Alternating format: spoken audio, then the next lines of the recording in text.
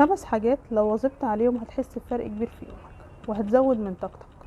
اول حاجة، كل يوم اعمل وقت لنفسك عشان تقلل من التوتر والضغط اللي عندك، بحيث انك في الوقت ده تعمل حاجة انت بتحبها، تلعب رياضة او تتكلم مع حد بتحبه.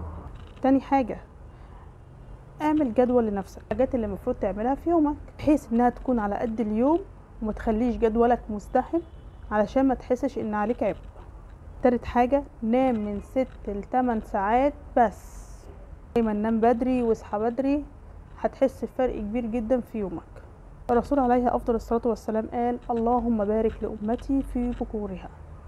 رابع حاجة، غير من اللايف ستايل بتاعك وخصوصا الاكل، وحط تحتها الخط.